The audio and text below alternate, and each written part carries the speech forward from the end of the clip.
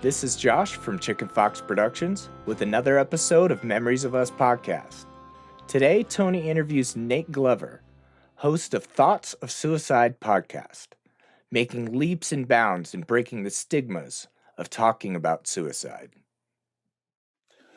I want to welcome everybody to another episode of Memories of Us. Today, we have Nate Glover. Nate is the founder of, he's the founder of the podcast Thoughts of Suicide, and he has an amazing story about losing his loved ones to suicide, his brother to an accident, and so much more, and how he regained strength and started doing what he's doing, bringing awareness and providing a space for people to come on and talk. Nate Glover, how you doing today, brother? I'm doing okay. I'm doing good. I'm doing really good. Yeah. Just tell everybody who you are and how you got to where you're going. Share a little bit of the story for us. Yeah. So who I am is I'm a father of two really awesome boys. They're 8 years old and my youngest just turned 5. And where I am now, my new journey as a podcast host, it all stems from dealing with the stigma of mental illness and suicide in my family. And I just want to open up conversations and get people talking about it. I think that's the best way to get rid of the stigma, is just to talk about it, because it's always been a taboo. Even for me, when I first lost my brother to suicide, I didn't want to talk about it. I didn't want other people talking about it. But now that I've healed from that, I want to talk about it. And I want people to listen, because I think it's conversations that need to be had. And you're absolutely right. Yeah. But my history with grief and my family, much like your own, it was mostly young people passed away before my grandparents died, before my aunt and uncles died. It was all younger deaths. And when I graduated high school, my soon-to-be stepbrother, my dad was engaged, and her kids moved here from California, and instantly clicked with her kid, with my future stepmom's kids, and we basically called each other stepbrothers and stepsisters, even though my parents weren't married yet. Yeah. But he was one of her sons, has the same name as me. His name is also Nathan. Him and his girlfriend were in a go-kart accident. The brakes messed up on the go-kart they were in, and they pulled out into the street and got hit by a car. The girl was killed instantly. He was care flighted to the hospital, and we all went down there, and it wasn't looking good. They were trying to reduce the swelling in his brain, and it wasn't looking good. We knew that he probably wasn't going to make it through the night. His friends he had only been here a year and already made tons of friends. He was a popular kid, and they started showing up at the hospital. My stepsister flew in from LA, and I found myself comforting his friends and my stepbrother and stepsister. And it wasn't forced. It was just natural for me to do. I felt like that's what I should do. Right. My stepmom made an amazing selfless decision to sign the papers to donate his organs, which was an awesome thing, because they ended up being friends with people that got his organs. And that was really, God, I think that helped my dad and my stepmom in their healing. But with my other brother, so I have two birth brothers, and one of them, I was the oldest. The second one was really struggling with heroin, and he had been in and out of rehab. Had almost died a couple of times. It was 2005.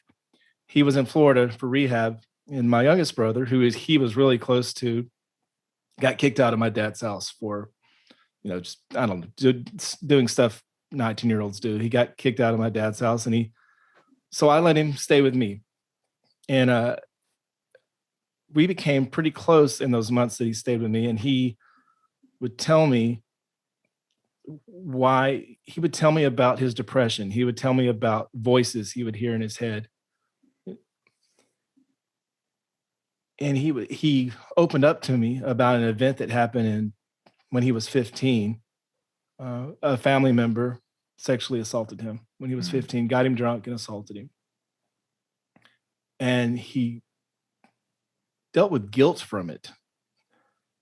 And he didn't want to talk about it because he didn't want other people in the family, other members of the family, to be shameful of what happened. Right. And he asked that he told my dad and me and my other brother, but he really asked, hey, let's not bring it up. I don't want to bring it up, but he wanted to tell us what happened.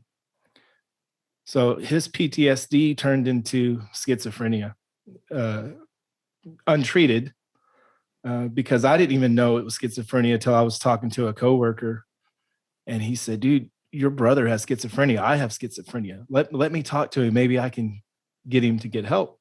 Yeah. So I arranged that. They talked to each other on the phone, and I remember my brother. It was the first time in a while that I saw him actually seem at peace. He said, "This guy gets me," and he agreed to go see a psychiatrist. I was shocked. Wow. So my dad took him to a psychiatrist. He got a prescription. He wouldn't take it.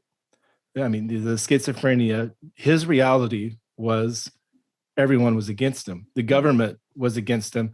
And this was a government-funded medical facility giving him medicine. There's no way in hell he was going to take that.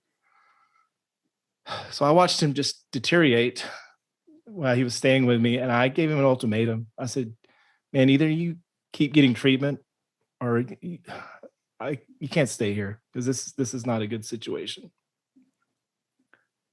About that same time, my other brother got out of rehab, and so they both moved together with my grandmother. And I went right after Christmas of 2005. I went over there to pick them up because we had gift certificates to Best Buy. We were going to go buy some CDs. So I picked them both up. And my youngest brother, his name's Jason, he loved music. That's about the only thing he did like anymore. It was the only joy that he could find. And so I was kind of excited about taking him to get some music. And I remember he sat in the back seat behind me, and I remember looking up in the rearview mirror on the way to Best Buy. And the windows really are, your eyes really are a window to your soul. Because I remember looking his eyes, and I saw that he was not there. And it scared me. It was almost like, to me, he had already died. Like I don't know how to explain it. It was just like, it was the most scariest thing I've ever seen. Yeah. I know that feeling. Yeah. It's like they just give up hope, man. Yeah. You know, like the hope is gone. Like you can, when someone is going through something like that, especially dealing with something unseen, and they are already trying to fight the mental hell that's going on, right? Yeah. You know, due to scars that, no one else sees. And I've seen it too many times where you can look in somebody's eyes. They're looking dead at you, but they're not looking at you. Like there's nothing else there. You could just tell that moment of hope has broken. Yeah. We've seen it several times going across, man. Yeah. Hey, I'm sorry to hear that.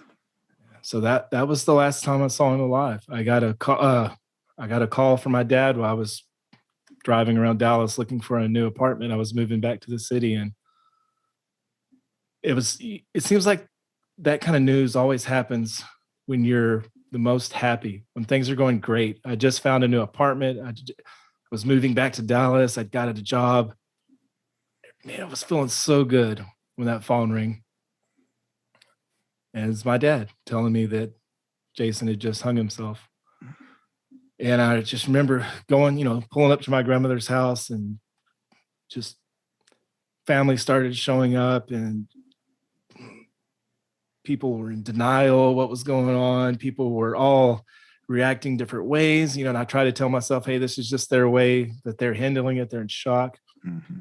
But I immediately, even then, found myself taking the role of, I wasn't even acting like a family member at that point. I felt like I was more like helping my mom, helping my aunt, helping my brother. My brother was hysterical, my other brother. And for the months after that, I didn't want to talk about it. If someone in my family would name or start talking about him. Just, I couldn't understand how they could just casually talk about him like nothing happened. I was like, I wanted to say, what? Well, you can't. Let's not talk about him. This has just been a few months ago. So I would just wouldn't respond. I couldn't deal with it. About July, I realized, okay, I need to address this. And I think it was probably my ex-wife at the time, or my wife at the time. Probably, I think she urged me to get help, and I didn't have health insurance, so I was looking for free resources, and I found a support group. And I'll never forget the faces. This was 15 years ago, and I'll never forget the faces of everyone in that group. I'll never forget their stories, because each one of their stories just, man, felt like my own story. But it also helped to know that I wasn't alone. And it also helped to verbalize it and to say his name, which I don't know if I'd done, to say his name and say he killed himself. He took his life. That was so hard to say, but I said it, and they worked on, getting through it, not getting over it. There's so many cliches, finding your new normal, getting through it, not over it. But all those cliches are so true. That's very true. Yeah. They're cliches for a reason, right? Well, it's a journey of rediscovering who you are. Yeah. Because every time we lose someone, especially someone close to us, there's a piece of us that goes with them. And so now, like you said, all these cliches, there's memories that we share with them that we no longer have. So we grieve the moments that we had, and we grieve the loss. Yeah, but we also grieve, moving forward, right? How do we do this? There's a space missing, right? And this person is no longer there. Mm-hmm. So now you have to readjust your life to that. And I know, speaking from personal experience, like trying to navigate my world without my son, after 8 years with him, I had to get used to being alone again. And then, when my mother passed away, it was like, well, I don't want to do this anymore, Right. And it was like, I don't have anyone to talk to and everything. So again, I had to rediscover who Tony was, because the Tony that started off in that journey is not the one that's coming out the other side. Wow. Yeah. And you talked about not wanting to do it anymore. Yeah. I had that happen in December of that same year. So I got through that support group, started feeling good again, started feeling much better about, my new life, my new normal. Then I got another call from my dad. My cousin had passed away in his sleep. He was my age, and so I grew up in private schools, and we changed schools almost every year. So I didn't really have, like a neighborhood friend or, a school friend. My cousin was my friend growing up. And the last time I saw him was at my brother's funeral in January. And this was in December. And it was like, oh, why? Here we go all over again. And then, of course, it hadn't even been a year since I lost my brother. So not only did I have the grief of my cousin passing, it brought everything back up for my brother all over again. Because I started, the same family members showing up, the same things being said, the same uncomfortable words of, encouragement people try to give. It was just, here we are, we're doing it again. Yeah. And then there was Christmas right after that, without both of them. It was like, and so that next year was probably tougher than 2006, because I wasn't dealing with it. Here I am again, just not want to talk about it, not dealing with it.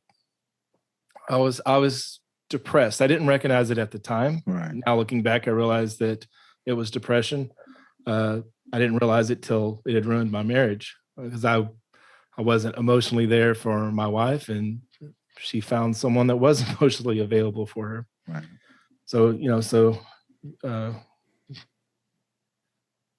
that was the end of a chapter of my life, though, because after that, I got promoted at my job.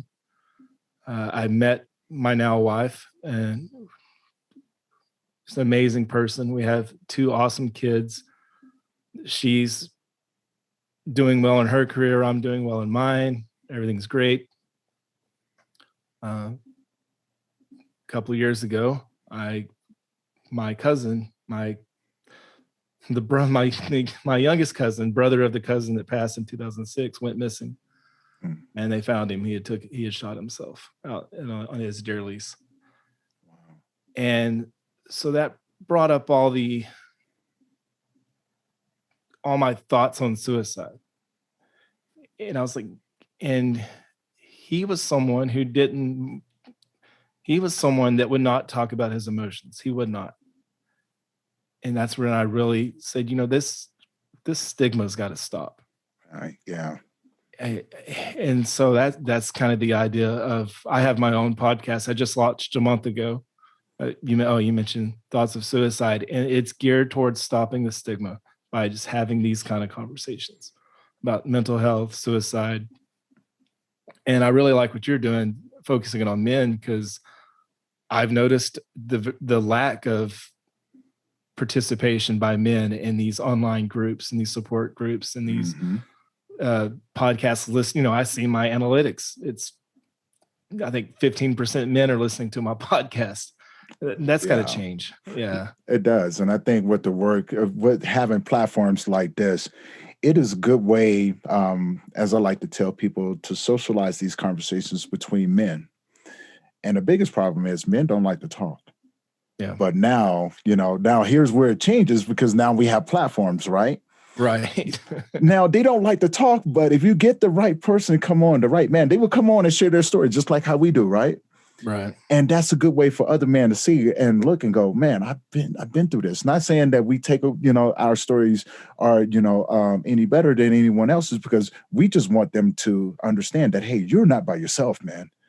You're not by yourself. And we're, what I've gone through, I can help you. Yeah. But it's getting them to understand or getting them to be curious enough to come to one of the groups, right? And then, I tell them, you don't have to talk. I don't even care if you talk. The fact that you showed up, is enough for me. And then when the other guys talk and everything, you see it across the board, they start looking, going,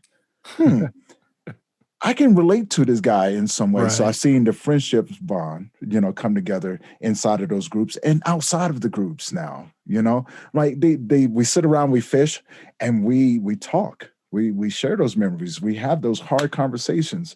And I just want to encourage other men to get on, to talk to men like yourself, to share their stories, because man, your story is amazing. It's like you just got hit back to back to back to back. And here you are still standing here. Now, when you was going through all of these, I want to take you back just a little bit, if you sure. want. No, for sure. Now, when you was going through all of these, did you seek out other support groups? After that, did you go back to a support group, or did you just make your mind up and say, hey, you know what, I'm gonna do my part and try to change this? No, I didn't, but I did realize that I needed to do something.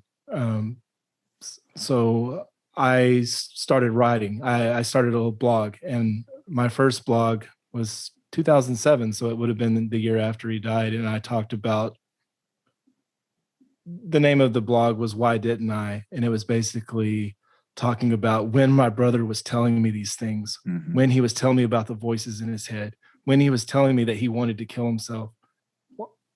I didn't know what to do. It scared me, because I knew he was serious.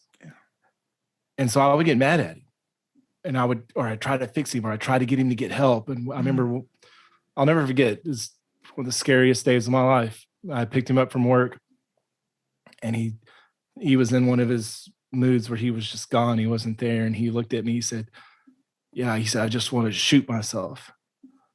And I yelled at him. I don't remember what I said, but I remember I got mad. And that was the day where he pretty much shut it off. He stopped talking about it to me. And so in my blog, I write, when he was telling me these things, why didn't I just hug him? Why didn't I just let him know I was there for him, instead of trying to fix him or tell him how wrong he was, because that was his reality.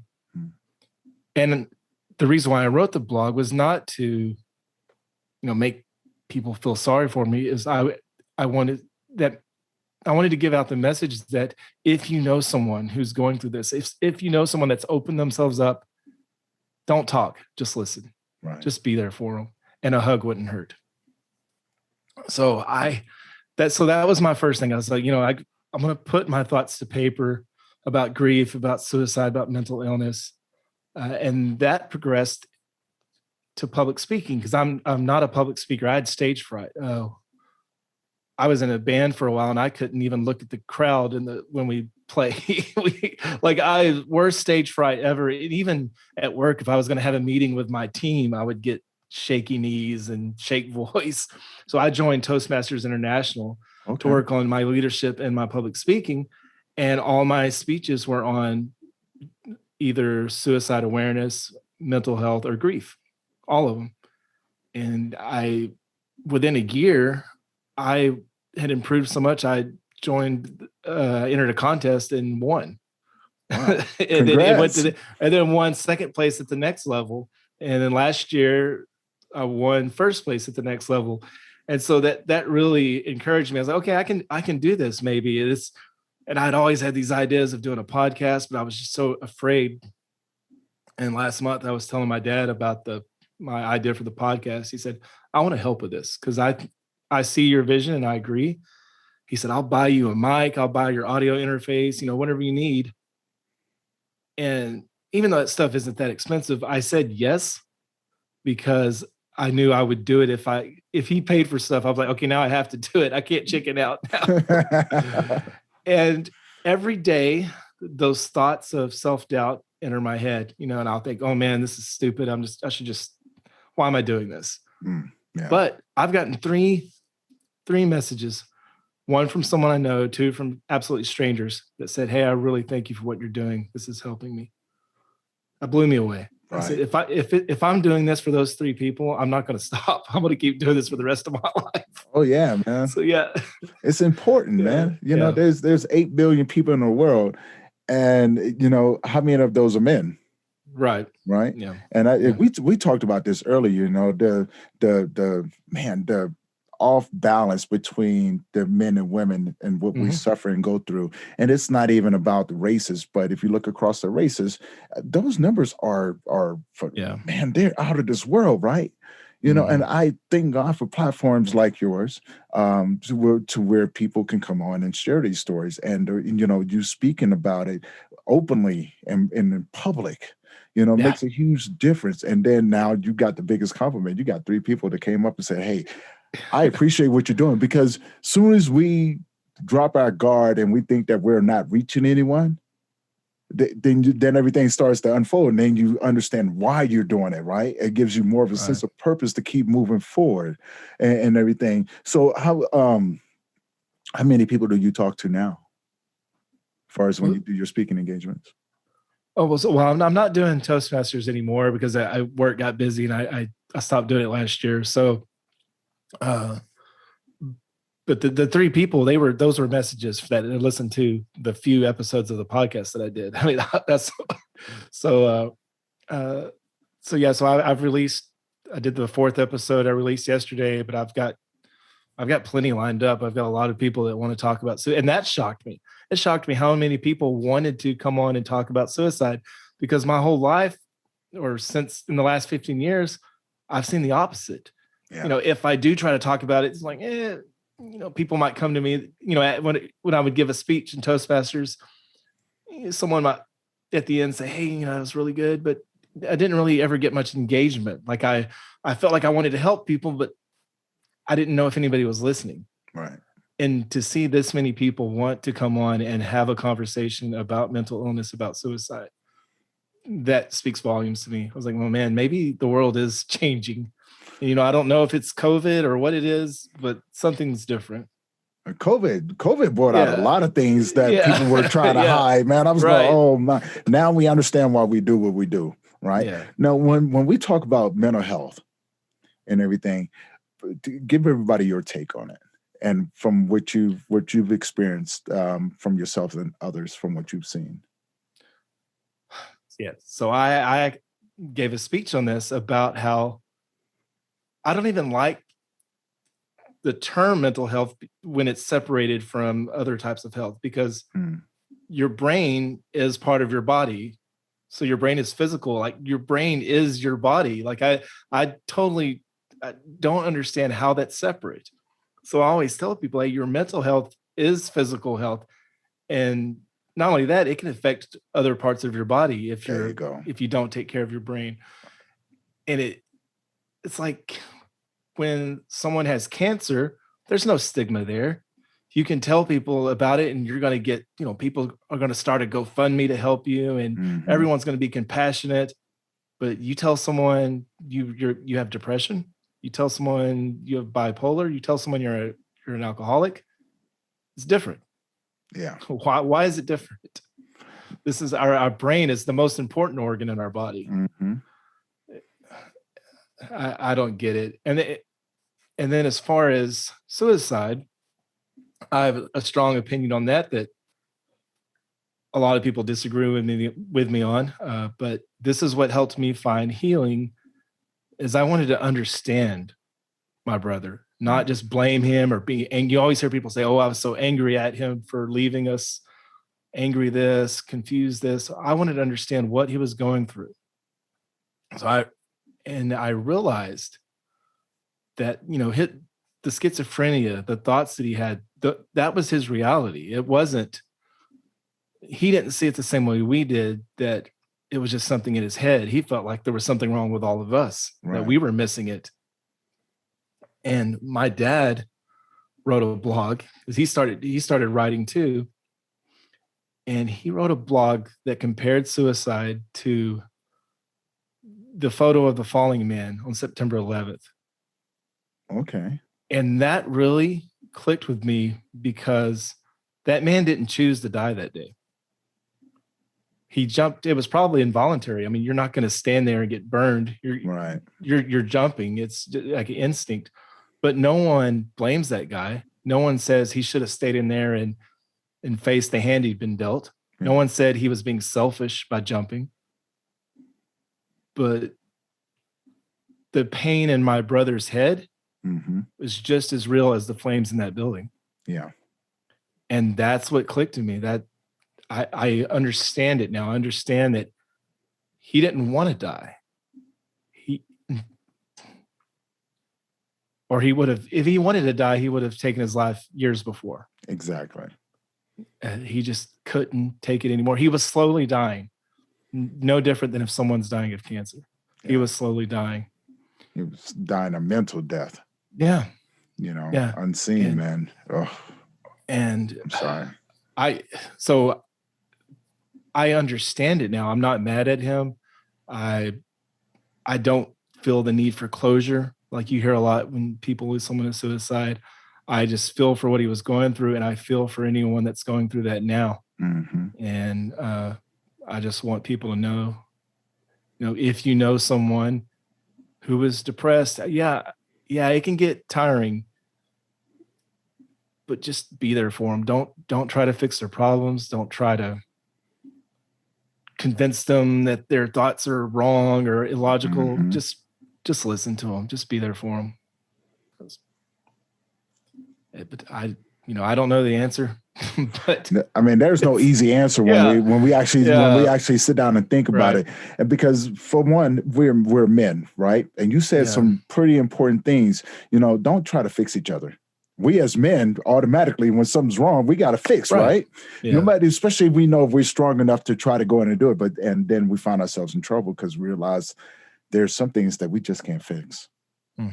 And as men, sometimes we got to push that ego back, and we have to search deep down past that masculinity and find those emotions in order to relate to our brothers, right?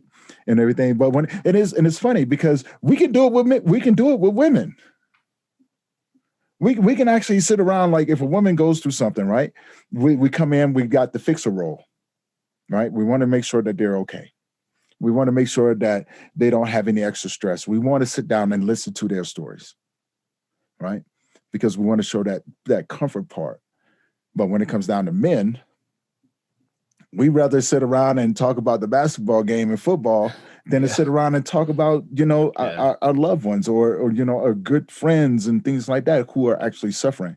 But in what happens in a lot of cases is that men will talk about the things behind that person, without that person being there, because we don't want them to hear what we're saying, right? I'm going, no, include them in your conversation, because everything that you're saying right here, you can actually say something that helps this individual.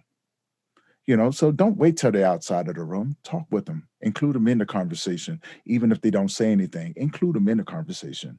And sometimes I tell everybody some of the best and loudest conversations I've ever had is where I've been in the same room with a person and not a word was saying. Yeah. Not one word, and it was the fact of having someone else there. The opportunity is there. The respect is there, but it's not forced.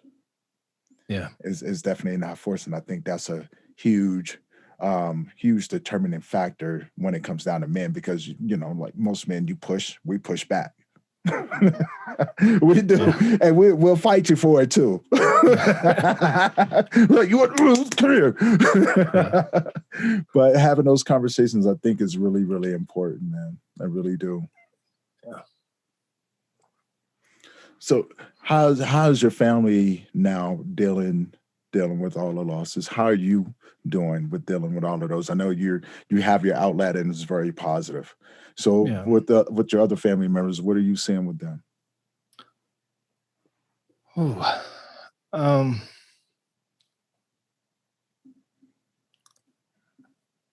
It's hard to speak on that because of so many other family things going on. I mean, especially on one side of the family, that was involved in the reason my brother had PTSD. It's so complicated. It would be hard to get into it right now, but I will say I'm coming up to that point where everyone comes into, where my grandmothers and step parent, people are getting to that age where we're going to start having some deaths. My grandmother is 91 and she's not doing too great. I mean, I've already lost my other grandparents, but my wife's dad, he's got health issues, and so it's almost like, and maybe you can relate to this. Everything's been going so great. It's almost like you expect something bad to happen. It's like, okay, when's the next phone call going to happen? Yeah. You get used to it and you're like, everything's going so good right now. What's going to ruin it? And it gives you anxiety. You start worrying about it. Like what's going to happen next? Yeah. And I can relate to that in so many levels. Like you said, everything be going good all of a sudden, but then I realized that when things are going good, I don't know, I've got into wellness. I got into yoga. And I learned how to balance me out to start my journey of self-care and understanding more about the work that I do with grief and men. And, I guess the anxiety is not there anymore. So when things are going good, I just go like this. I go, yeah, let's keep it going, right? Because I want to see what the next level is. Now, if you would have asked me this probably about 6 years ago or 6, 7 years ago, I would have told you I would never even started this. Right. I had no I had no desire to start it, right? I had no reason to. I really had no reason to. I mean, I was a single father. I had my son. Life was going good. And so really had no reason to. When my son passed away, I didn't want to talk about it. I really didn't. I didn't want to share what I had saw. I didn't want to share what I was going through. But I used to talk with my mother before she passed away. And I used to, that whole society stigma, I used to call her my mom. I'd be ready to fall out into tears, and my mother go, baby boy, suck up your tears. There ain't no reason to cry. Man up. So I get off the phone with her and I go, screw you and your man up, right? I'm about to cry, man. But I fought that because my mother was someone that I looked up to. And she taught me how to be strong. She was a strong individual.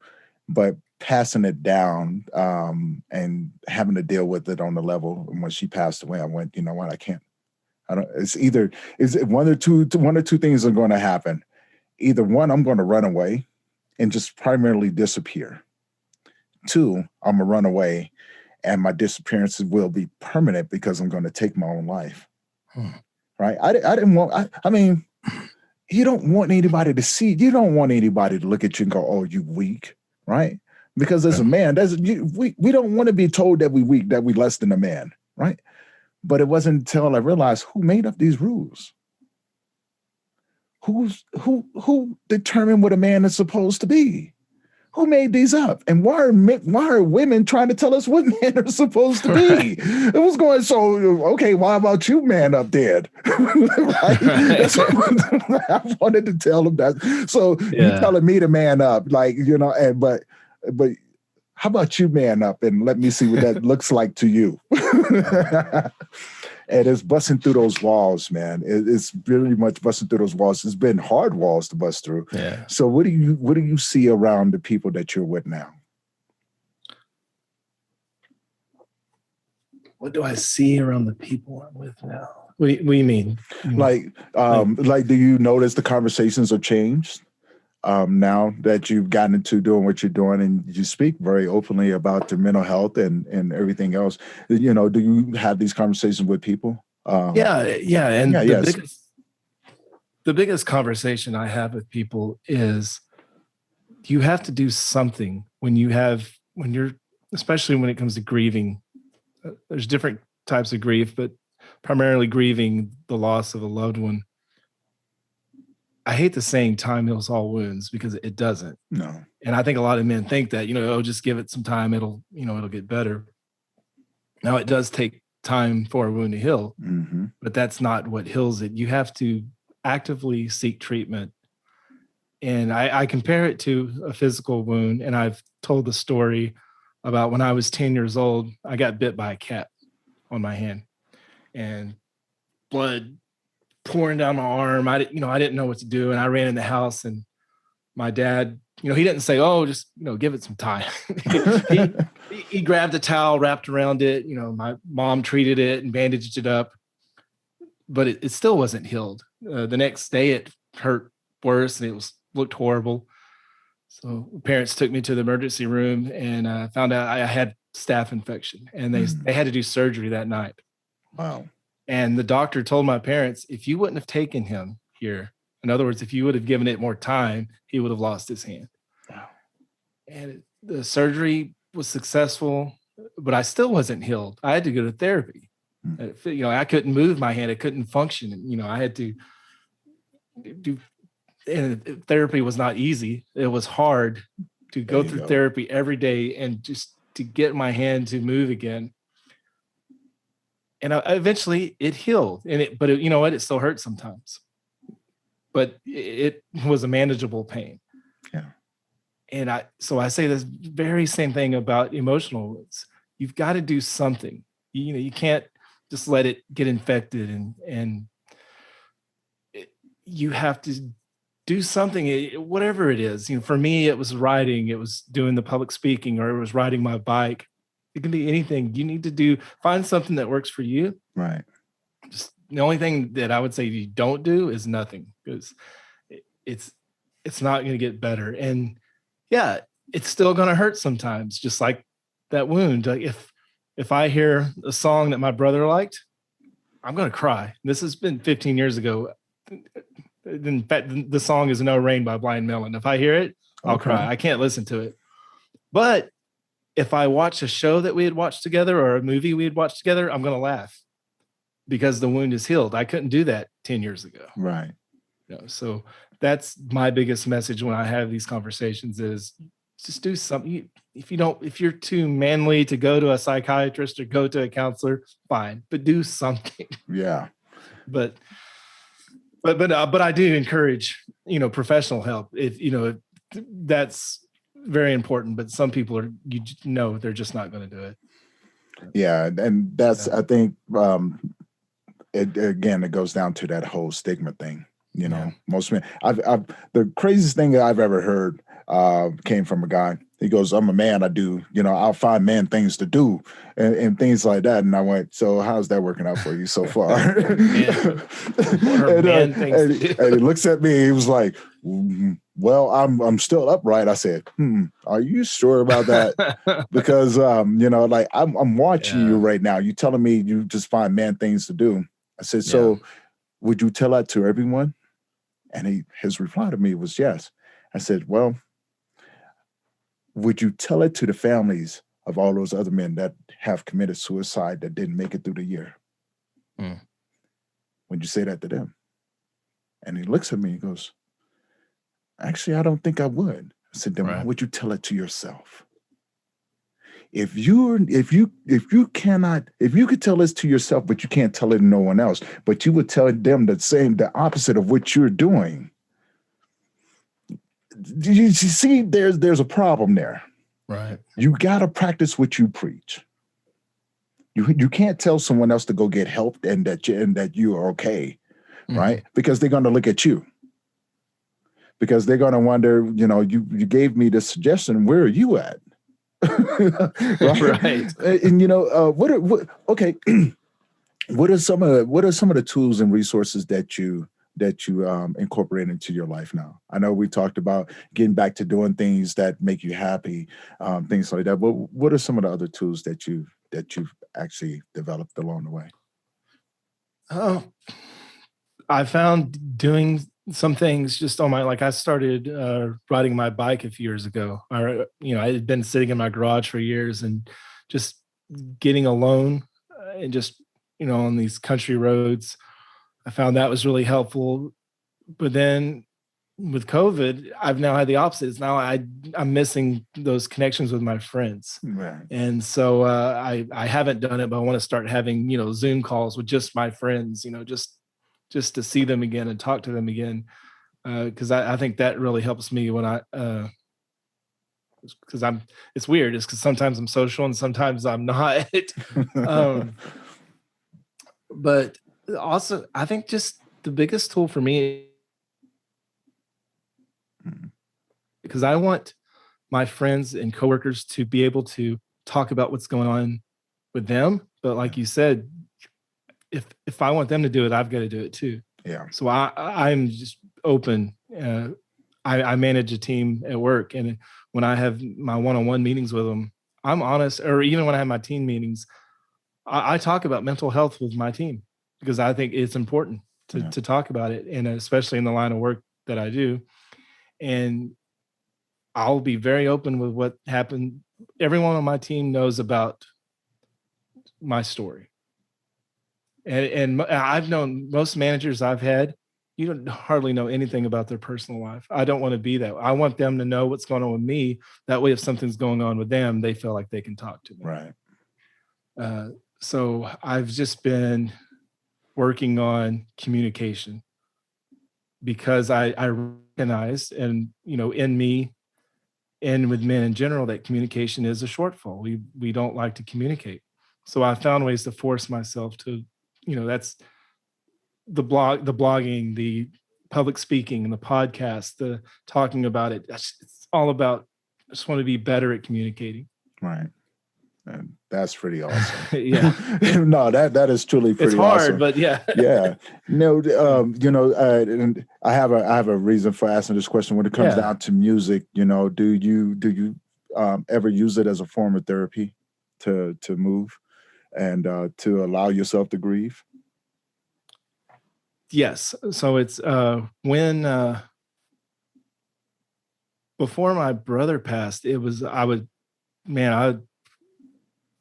play guitar. If I was sad, I would play guitar. If I was angry, I'd play guitar. If I was happy, I'd play guitar. It really was a way for me to work through my emotions. I haven't done that much since in the last 10 years. In fact, I just started playing again recently because my oldest son, he wanted a guitar for his birthday last year. So I got him a 3/4 size guitar, my dad bought it for him, and his hands were kind of too small around the fretboard. So he got discouraged and hasn't wanted to play, but I'm I'm going to get him. I'm going to get him to start playing. And I think that'll be a way for me and him to connect. And I want to get back into playing music again because it is a neat tool. Yeah, it really is. Music therapy. I was gonna ask you too. You got your guitar handy? Yeah, it's over there. Hey, you know what? Yeah, if you want to play something, let's showcase those skills now. I'm not a very good guitar player. That's okay. You already. Hey, you the one that spoke about it. Now you gotta. If you're gonna bring it up. If you're gonna bring it up, you gotta talk the talk, man. You gotta walk it now. Okay, so it's just something. There's a little lick that I've been kind of playing that my son. I've been practicing when I come up with something. It'll be the only thing I play just every day. And the other day, my son said, "Why do you keep playing the same notes every day?" Let's see. Let's see now. Wait.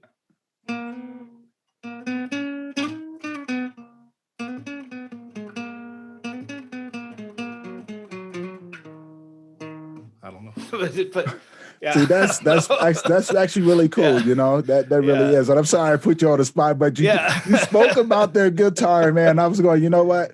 I gotta hear you. I gotta hear your music because music is therapy, man. Yeah, music is therapy, and I encourage people to find songs to help them move and things like that. One of the things that I encourage people in my groups, or one of the segments or series that we have coming up, is called Ancestral Traditions. Okay. And it's reconnecting us men back to our ancestral roots, you know, men who are struggling with loss and grief and mental health issues, things like that. You know, I've been working on incorporating old traditions from like tribes, African tribes, Native American tribes, Amazonian tribes, or just across the world. And we have this one thing in common: music, right? Music makes you move. Well, they use it in a way to where these rituals go on for days, right? And they just play music. And when you're tired, you just keep moving. And I was going, you know what? That would be pretty awesome. So I wanted to hear your guitar because I was like, you know what? That's exactly what I tell people, man. Like find your rhythm. Yeah. As you're going through this, because you know, as we both know, grief can be bumpy. It's messy, you know, and the words that are going along with it is just it's a huge mess for the most part, right? But when you find that one song that reminds you of your loved one, you kind of go along memory lane as you're going through it. So when you move the grief through your body, right? Mm-hmm. And you sweat, you grunt, you yell, but you don't stop moving. Right. And once the ceremony's over, you feel this sense of lightness to you, because everything inside of you is now out. Right. Now you can start that walk. You can start that spiritual walk of healing and understanding and rediscovering who you are. But most of all, rediscovering who you are as a man. Right? You know what I'm saying? You'll find out that the stories that they tell you about manhood and what a man truly is, they're not, we have the Western side, you know, the gunslinger brawler, but then you have the true man that's in tune with himself. And then you see the results from his family. Yeah. Right. And I've seen so many people, you know, go here, but then get caught up and have to go back the other way, retrace themselves, like you said, back up in order to step forward. Right. Yeah. And so, yeah, man, man, like I said, man, I could talk to you. I could definitely talk to you. But what if you have any encouraging words to say to anyone out there right now? What would you tell them? It's not fair, man. I usually ask that question to someone else.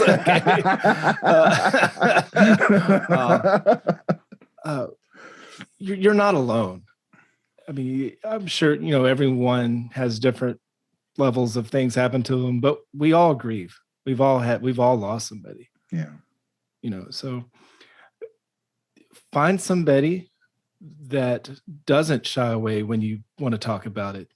You know, you know, if you have a friend that doesn't really want to listen to you talk about it, find somebody else, find someone.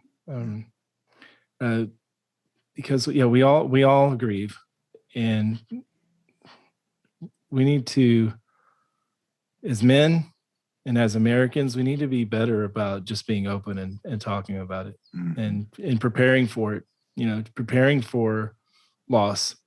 I know so many people that are just shell shocked when someone elderly in their family dies, like they didn't think it would ever happen. And I think that's our culture, is we don't prepare for it mentally.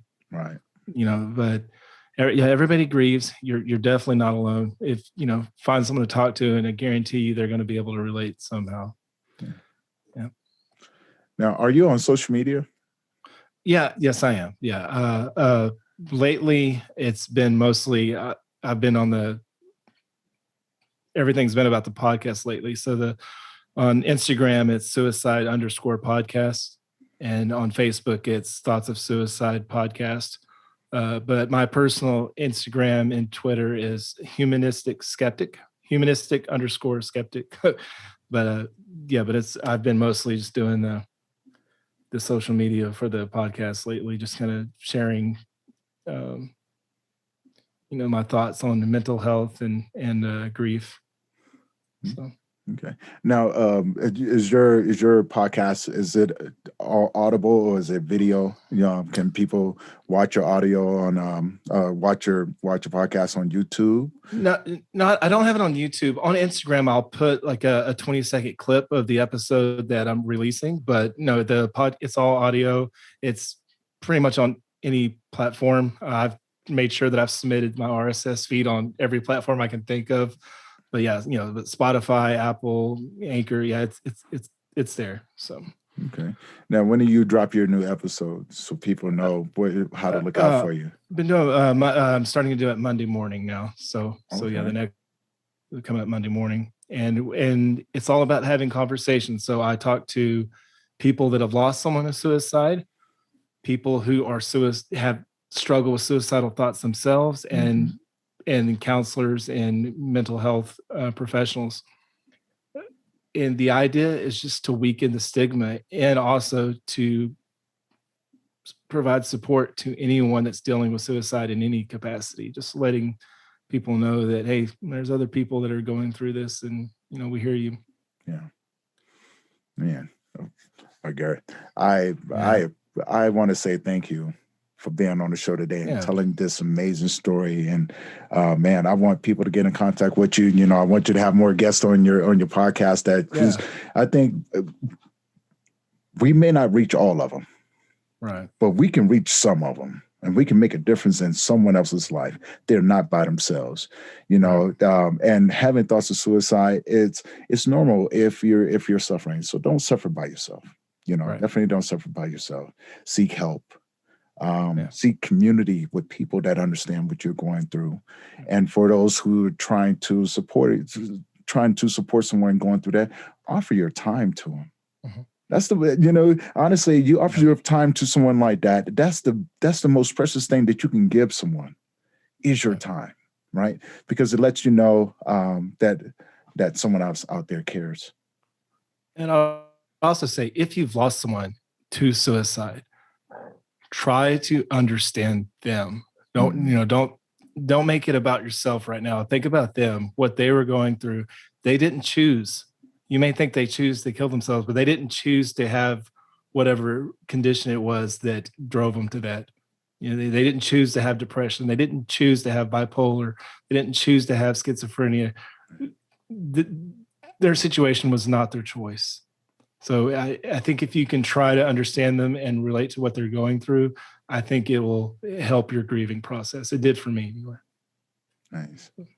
Well, good. I want to go ahead. I see you. Oh, no. I was going to say, and I thank you for what you're doing. I think it's really great that you're focusing on the men portion of it, because like we were saying before, it's very lopsided when it comes to men that are interested in support groups and just talking about mental health in general. So, and grief.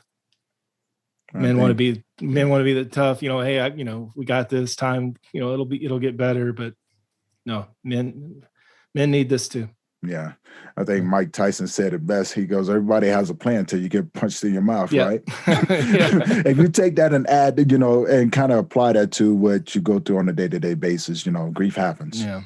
Yeah. Life happens, just as well as you're living, you have an expiration date too. Enjoy the time in between. Enjoy time with your friends and family. Don't be afraid to reach out and talk to one another. Don't be afraid to have these hard conversations, because eventually you will have to have them. Right. And you might want to socialize it now, so when it actually comes, you're in a position to be able to find that peace and find that support, and connect with other people, connect with other men, connect with other support groups. Get out and tell your story, right? You just never know. Your story may save someone else's life. And if you've gotten to that point to where you feel good and you got the confidence, let that rub off on the next person, because they're gonna need that and everything. And don't be afraid to say that you need help. Yeah. Is pretty much the main things. Absolutely right. I think about, Meghan Markle coming out and being open about, her mental health. How many lives did she save just by going on TV and talking about that? And we may not have an audience like she does, but if you share your story, someone might listen and you might save their life. There you go. Yep. You're absolutely right. Well, Nate, I know, man. I can sit up here and talk all day long. I really could, man, because I love the vibe that I get from you, man. And this is right along the alleyways, talking to another man about, just like life, the problems that come along with loss and grief, and struggling with, loss of suicide. That's a whole different ball game. Mm-hmm. And I commend you. I do. I commend you, because you're here. You're here, and you're doing something that that I can really, really stand behind. And that's talking about it. That's putting it out there. That's sharing these stories and getting people to think, getting people to think, and encouraging people to seek help, man. Encouraging people to seek help. Well, Nate, I want to say thank you, brother.